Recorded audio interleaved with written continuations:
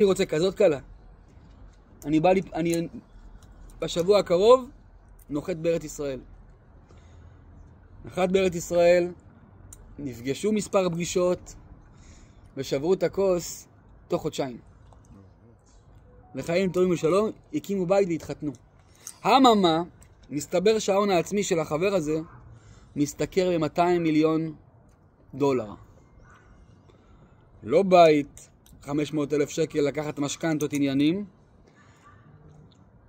זאת שוויתרה, זאת שהאמינה ובטחה בקדוש ברוך הוא, נהייתה מולטי מיליונרית. $200 מיליון. אתה עושה לכבוד השם? אתה סומך עליי? כל הבוטח בשם חסד יסובבנו. הוא רק חסדים. במיוחד גם שאחות קטנה מתחתנת לפניי, זה יותר קשה. נכון. אחותה הקטנה התחתנה לפניה, בדיל ויעבור. השם מתי שיביא את הזיווג הוא יביא אותו עד אליי.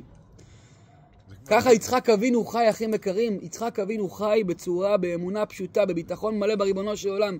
אין יותר מדי עסק מזה ש20 שנה אין לו ילדים. לא שומעים שם שהוא מצטער ושואל שאלות האלוקים. הוא בוטח בריבונו של עולם בילדים, שהקדוש ברוך הוא יביא לו את הילדים מתי שהכי מדויק לו. הוא סומך על הריבונו של עולם בבית, ברכוש, בממון. באים לריב איתו, הכל בסדר, קחו, מה אתם רוצים? שלכם הבאר? שלכם. לך מפה, בניתי פה, מה, יש לי פה חלקת אדמה, השקעתי כספים, זה. ללכת? אני הולך. השם יביא לי את הכסף שלי עד אליי. השם יביא את הילדים שלי עד אליי. השם יביא את האישה שלי עד אליי. ככה יצחק אבינו חי. בגלל זה יצחק אבינו, בהיסטוריה, הוא מהאנשים שהם עשירי עולם.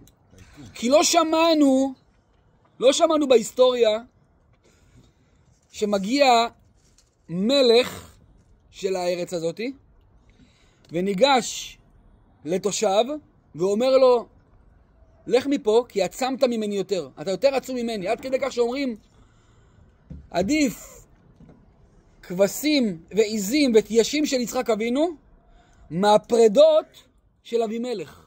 זה מה זה פרדה? פרדה זה כוח שווה יותר, הרבה יותר כסף, אבל עדיף הכבשה של יצחק אבינו, התיישים, מאשר הפרדות של אבימלך. עד איזה עושר הוא הגיע. שהיה לו, לרכוש שלו משקל יותר מהמלך של הארץ הזאת. זה שאתה בטוח בקדוש ברוך הוא, שאתה סומך על הריבונו של עולם, שאתה מרפא בחיים האלה, שאתה מבין שאתה בידיים הכי טובות. כל הקושיות שיש לנו, כל המציאות הקשה שיש לנו בחיים, זה כי אנחנו לא מבינים שאנחנו בידיים הכי טובות. שאדם חי בצורה כזאת, שהשם יתברך יעשה את הכי טוב בשבילי. גם בעולם הזה, גם בעולם הבא, מה שהוא עושה זה הכי מדויק בשבילי. שאדם חי בצורה הזאת, הוא אדם שמח, הוא אדם שלב, אין לו מחלוקות עם אנשים. תראה יצחק אבינו איך הוא פותר את הדברים. לא רק זה, את הבעלי מחלוקת שלו. הוא עושה להם משתה, מביא להם לאכול, מביא להם לשתות, נותן להם לישון אצלו בבית. למה? הם לא פונקציה מבחינתו. הם בסך הכל שום דבר. הוא מבין שהקדוש ברוך הוא, את שלו, הוא יביא לו עד הכיס. משתדל אבל מעט. הוא לא משתדל כי הוא תולה את זה בזה. הוא משתדל כי הוא אומר, ריבונו של עולם, רוצה שאני אעשה משהו, אני אעשה משהו קטן.